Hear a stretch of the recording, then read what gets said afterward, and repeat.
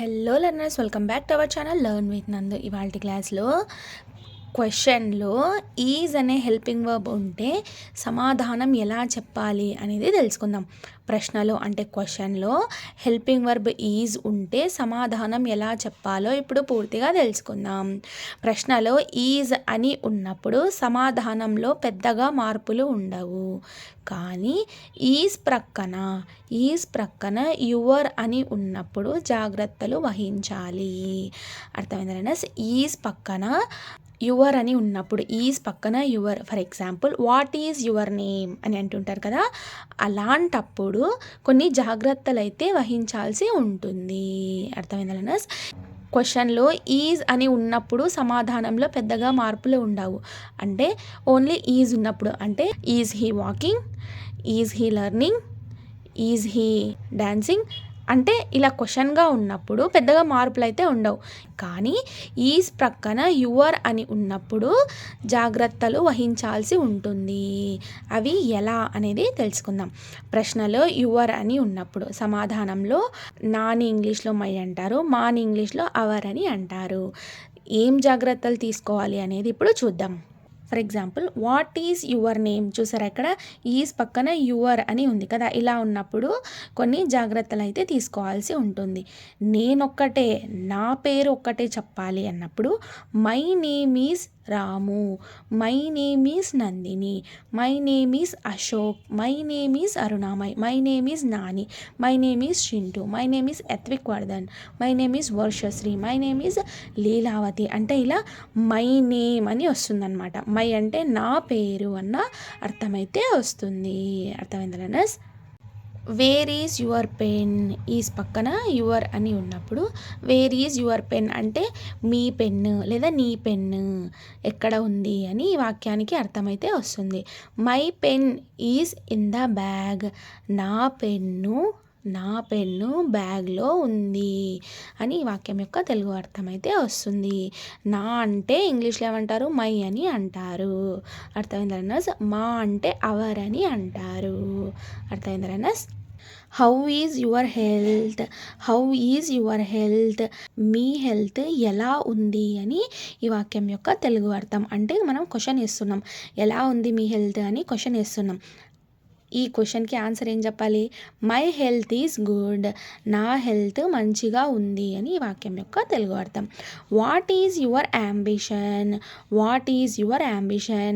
మీ ambition ఏంటి. ఇక్కడ ambition అంటే లక్ష్యము, కోరిక అని తెలుగు అర్థాలు అయితే వస్తాయన్నమాట.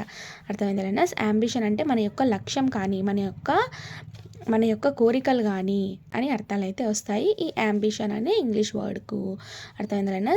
వాట్ ఈజ్ యువర్ యాంబిషన్ అనే క్వశ్చన్కి ఆన్సర్ ఎలా చెప్పాలి అని అంటే my ambition is to become a doctor, నా యాంబిషన్, నా కోరిక, నా లక్ష్యం ఏంటంటే is to become a doctor అవ్వాలని ఉంది అని ఈ వాక్యం యొక్క తెలుగు అర్థం. నా కోరిక డాక్టర్ అవ్వాలని ఉంది అని ఈ వాక్యం యొక్క తెలుగు అర్థం అయితే వస్తుంది. అర్థమైందా? వెన్ ఈజ్ యువర్ బర్త్డే, నీ బర్త్డే ఎప్పుడు అని ఈ వాక్యం యొక్క తెలుగు అర్థం. మై బర్త్డే ఈజ్ టుమారో, నా బర్త్డే రేపు ఉంది అని ఈ వాక్యం యొక్క తెలుగు అర్థం. Where is your house, me house ఎక్కడ ఉంది అని క్వశ్చన్ అయితే వేస్తున్నాం. ఆన్సర్ ఎలా చెప్పాలి, మీ ఇల్లు అంటే మా ఇల్లు అని ఆన్సర్ వస్తుంది కదా. మీ ఇల్లు ఎక్కడుందంటే మా ఇల్లు పలానా చోట ఉంది, మా ఇల్లు శివాలయం దగ్గర ఉంది, మా ఇల్లు ఫస్ట్ రోడ్లో ఉంది, మా ఇల్లు గాంధీనగర్లో ఉంది, ఇలా చెప్తూ ఉంటాం కదా. సో మా అని వచ్చినప్పుడు ఇంగ్లీష్లో ఏమంటారు, అవర్ అని అంటారు కదా. మా ఇల్లు is near Raja talkies, our house is near Raja talkies, మా ఇల్లు రాజా టాకీస్ దగ్గర ఉంది అని ఈ వాక్యం యొక్క తెలుగు అర్థం. చూసారా ఇక్కడ ప్రతి వాక్యంలో ఈజ్ అంటే ప్రెజెంట్లో అని అర్థమైతే వస్తుంది కదా. ఈజ్ అంటే ఇప్పుడు ప్రెజెంట్ మనల్ని అడుగుతున్నట్టు, ప్రెజెంట్ మనం ఎక్కడున్నామో చెప్పాలి. అర్థమైందా?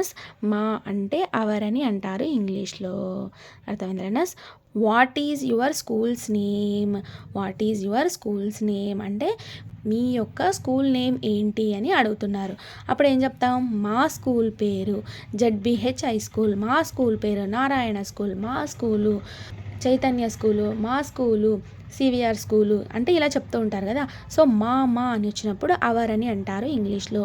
Hour schools name is ZPH high school. అర్థమైందా? క్వశ్చన్లో ఈజ్ అని ఉన్నప్పుడు ఆన్సర్లో కూడా ఈజ్ను వాడాల్సి ఉంటుంది. అంటే వాక్యం ప్రెజెంట్ టెన్స్లో ఉంటే ప్రెజెంట్ టెన్స్లో మనం సమాధానం చెప్పాల్సి ఉంటుంది. అర్థమైందా? Where is your school? Me school ఎక్కడ ఉంది అని ఈ వాక్యం యొక్క తెలుగు అర్థం. అంటే మీ స్కూల్ ఎక్కడ ఉంది అని మనము క్వశ్చన్ వేస్తున్నాం. ఆన్సర్ ఎలా ఉండాలి? ఇక్కడ ఈజ్ అని వచ్చింది కదా. సో ఆన్సర్లో కూడా మనము ప్రెజెంట్ టెన్స్కు సంబంధించి, అంటే ఇది ప్రెజెంట్ ఇప్పుడు అడుగుతున్నారు అని కదా అర్థము. సో మనం వాక్యం కూడా ప్రెజెంట్ టెన్స్లోనే చెప్పాల్సి ఉంటుంది. Our school is opposite to the government hospital. మా స్కూలు గవర్నమెంట్ హాస్పిటల్కి ఆపోజిట్లో ఉంది, ఆపోజిట్గా ఉంది అని ఈ వాక్యం యొక్క తెలుగు అర్థం.